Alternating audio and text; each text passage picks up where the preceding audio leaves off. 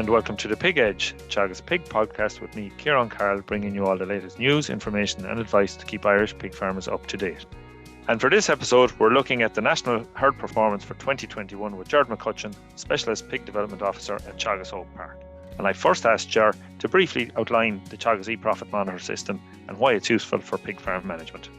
For pig farmers that use the Profit Monitor, it's a very good system of looking at their performance of sow performance on the first page, the feed performance on the second page, and the costs of production then on the third page. And when you look at that, you're covering all the management areas that you need to cover for your pig farm. Over the years, most people have produced the records. They do it on a 13-week or a quarterly basis. So when we, as advisors, pull the figures into the Profit Monitor system, the records are compiled then for the four previous quarters. So you have a year's figures, a year's sets of figures to compare with all through the time. Very good. And you've just compiled the figures for 2021. Would you give us an overview of the herds involved? Yeah, in 2021, there were 79 farms involved. Now, that may not sound like a huge amount, but there's over 62,000 sows incorporated in that 79 farms. There are 790 sows. That's the average number of sows within those farms. And for those, it's about 42% of the national herd. Now, of course, we'd like to have more people complete records with us on the Profit Monitor. And the main advantage for any farmer that's using the Profit Monitor is that they can compare their figures with other farmers who are using the system and benchmark against those, and also benchmark against the top 25% of farms within the system as well. So you're always looking at the better performers, and you're trying to see, well, where does your farm and your performance sit among those performers? Yeah, good comparison.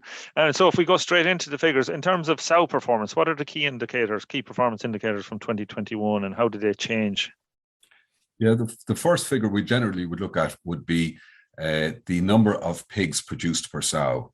And that's a key performance indicator to compare any farm with any farm in Ireland and also throughout any other pig farm within the world. And the number of pigs produced per sow is the number of pigs born alive on the farm over a period of time, minus all of the deaths on that farm, and divide that by the average number of sows. Now, during 2021, the born alive rose from 14.26 in 2020 up to 14.69 in 2021. So, but the number of litters dropped from 2.31 in 2020 to 2.27 in 2021. But the overall mortality then is factored in, where you look at the piglet mortality, the weaner mortality, and the finisher mortality, and all of the other deaths that may occur on the farm.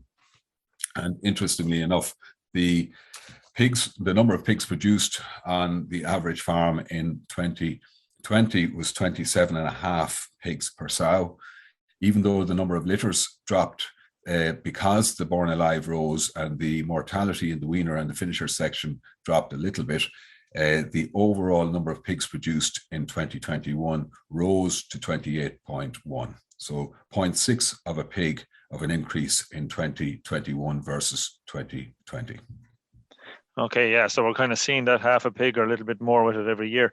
If you were to look at the average, then you mentioned the average, but if you look at the top performing farms, the top 25% of farms in terms of pigs per sow per year, how do they compare? What can we see? Yeah, the top 25% are well ahead on the born alive. Their born alive was 15.31 versus 14.69 on the average farms. That's a difference of 0.62 pigs born alive per litter per year. And the number of litters per sow per year was 2.33 on the top 25% of farms versus 2.27 on the average farms. So the overall figure was 2.96 pigs more on the top 25% of farms, 31.06 pigs produced per sow per year on the top 25% of farms versus 28.1 on the average farm. Okay, so good difference there, yeah.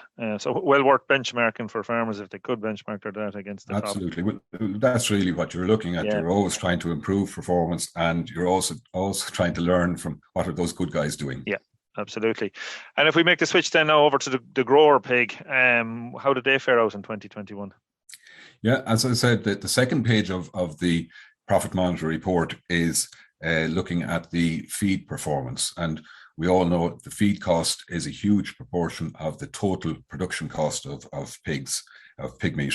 And in 2021, the sale weight rose up to 118.4 kilos live weight, or 90.7 kilos dead weight, which is a rise of 3.1 kilos in compared to 2020. The dead weight of the pigs, let's say, was higher also, let's say, compared to 2020. And the average daily gain from weaning to sale, and that's a figure that we look at because it eliminates any guesswork in terms of weights of pigs. We have the sale weight of pigs and we have the weight of pigs at weaning. And while all farms may not weigh their pigs at weaning, we won't be too far out. Let's say no farmer will be too far out on their estimation of the weights at weaning. So that figure of weaning to sale daily gain and feed conversion is a lot more accurate perhaps than looking at a weaner and a finisher performance where the transfer weight from the weaner to the finisher section is estimated rather than a true weight of those pigs. But looking at performance in 2021, the average daily gain went up to 750 grams, nice round figure, from weaning to sale, up from 735 grams in 2020. The feed conversion dropped very, very slightly, 0.01 back to 2.39 from 2.4 in 2020. Okay, and that was the average figure. What was the feed conversion, Gerard, like for the top 25% of farms in 2021? Yeah, when we look at the top 25% of farms on the feed conversion, and again, we're looking at weaning to sale figures, the top 25% achieved a feed conversion of 2.25 from weaning to sale versus the 2.39 that the average farms achieved.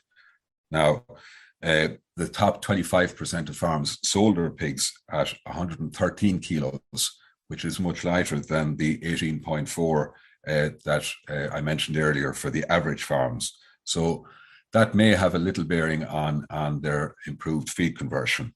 But I would say it's possibly that they may not have the accommodation on those farms to bring those pigs to heavier weights. So it's certainly contributing a little bit to their feed conversion, but it may not be the whole story. Yeah, sure. Still, it's a very impressive feed conversion. And in terms of feed costs and cost savings, how did the top 25% compare to the average performing herd? Yeah, because those 25% of farms sold their pigs at a lighter weight, 113, they obviously used less feed, and that would give them a bit of a saving on one side. But on the other side, their sale weight of pigs would be lighter, so they're making less money for those animals. And if we do the calculation based on last year's feed prices and pig price, the pig sale weight price, the difference really comes out at about €1 per pig. So it's not huge, but that's really a sort of a reflection of the fact that last year, the margin over feed wasn't extremely high, and so margin was tight enough in 2020. Yeah, sure. And what other costs then, Ger, are we looking at outside of the feed costs? What are they, and were there any major changes or increases in 2021? Yeah, the third page of the Profit Monitor is looking at the cost of production, and a good number of farmers put in their cost of production each quarter, which is very useful to see, what's happening, what is their overall cost of production, and compare that with what it was in previous quarters. Is it going up? Is it going down? And are there areas there that they need to concentrate upon?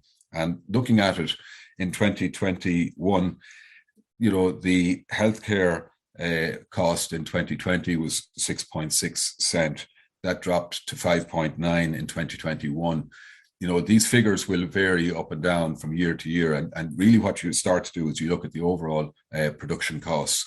I'm always very wary of saying that these are the true production costs, Ciarán, because in many cases they are what each farmer puts in. And I think that every farmer really needs to look at, well, what's my true production cost, rather than the guideline figures that we may produce from the profit monitor. Because effectively what I'm doing when I compile these figures is I'm pulling together the average costs, which may not reflect the huge range in each section. So, overall, the costs are quite similar to the 2020 figures. The only ones that seem to change a little bit, healthcare, as I mentioned, dropped rather from 6.6 cent to 5.9 in 2021.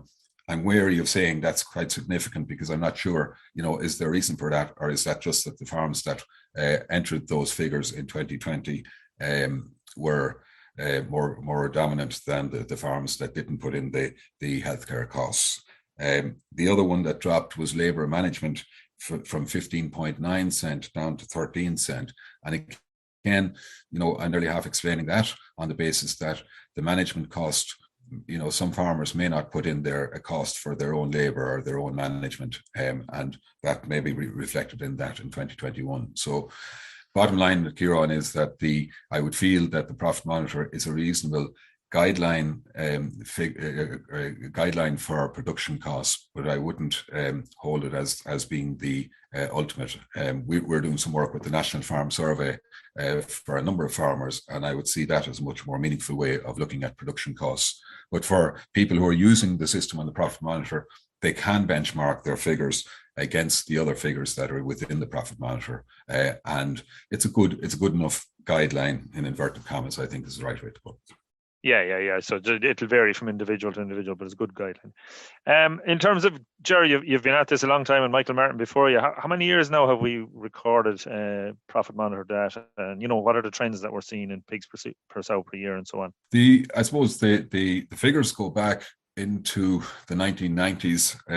I've always looked at the figures probably from 2000 onwards, and I would have started compiling the figures in 2010.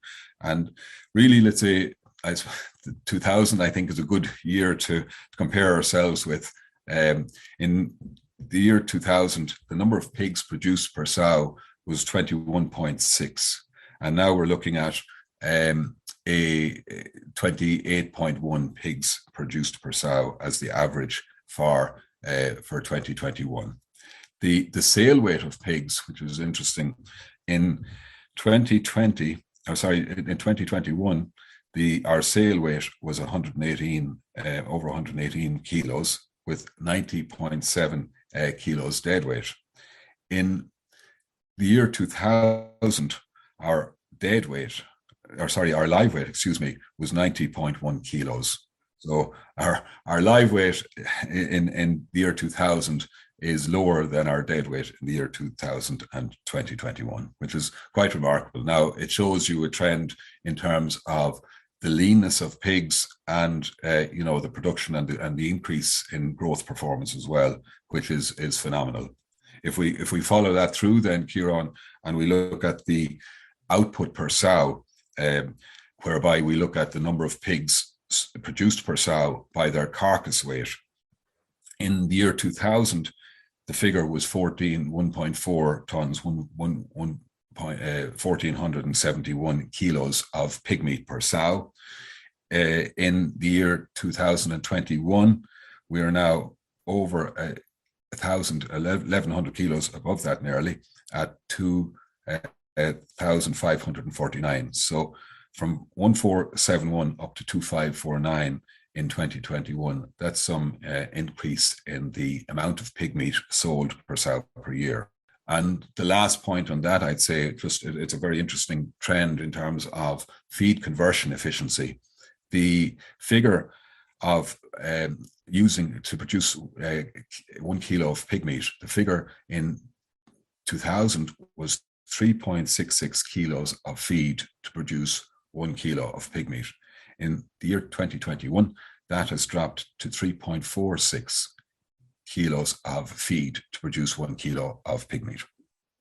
Some improvements, some improvements in efficiencies there over the 22 years or 21 years.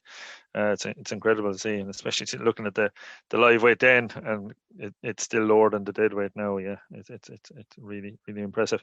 You mentioned a few times there, Ger, about benchmarking. So what do farmers do in terms about how they could benchmark their farms? How do they go about benchmarking their farms against the top performing farms? Yeah, each year we produce an infographic which will look at the pigs per sow and the great growth rates and feed conversion figures, and that is sent out to all pig producers around this time. That's just in production and should go out in the post within the next week or so. And also we do a booklet looking at all of these figures, because it's very hard to take in all of these figures. It's nice to be able to sit down and go through them by looking at the sow performance, looking at the feed performance, looking at the cost of production, and then sit down and compare your farm, every farmer's individual farmer's figures, and see, well, how do they compare? And that booklet will also go out to farmers within the next 2 to 3 weeks. So that's again being ready for print, and it should be printed within the next week or so. So hopefully that'll go out in the post, and all farmers then will get that. And if there's any problem about farmers not receiving it, feel free to come back to your advisor, and we would gladly send it to them by email. It'll be ready within the next 10 days, I would expect. Excellent. That's great, Ger. Thanks, man. And I suppose, given the current climate, it would be remiss of me, looking at all these figures, they're phenomenal improvements in performance. I suppose for the non-pig person or somebody not involved in the sector, they might find it hard to see why farmers are in such difficulty. Can you just give a brief overview, Ger? What's happened, to change the fortunes of so many farmers in recent times?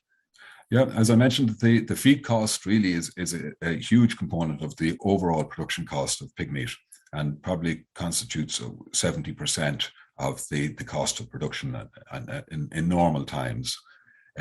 Since June of 2020 and June up to March of this year, the feed price has risen slowly. Now that's probably more of a reflection to what has been happening on fertilizer costs. But then, let's say, so that the feed cost rose by nearly €100 on the composite, or the average price of feed for a pig farm.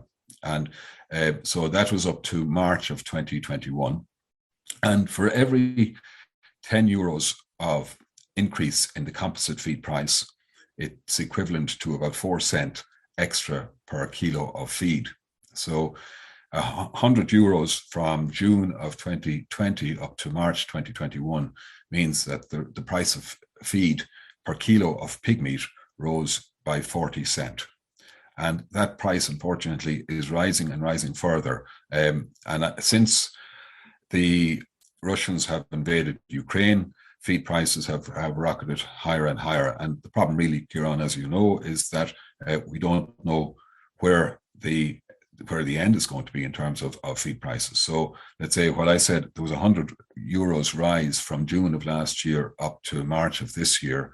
That €100 has risen by 185 to €200 per ton. So that's the goods of 70 to 80 cents extra on the feed cost to the farmer. And unfortunately, the price that the farmers are receiving are barely covering the feed cost at this stage.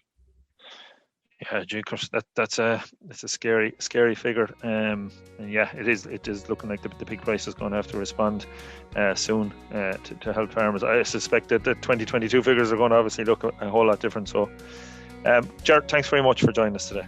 Thank you very much, Ciarán, for having me. That's it for the latest episode of The Pig Edge, and my thanks to Gerard McCutcheon for joining me today. Tune in to The Pig Edge for all your pig production news, and follow on Apple Podcasts or Spotify or wherever you get your podcasts so you never miss a show. And for more farming information, go to teagasc.ie. I'm Ciarán Carroll, and thanks for listening.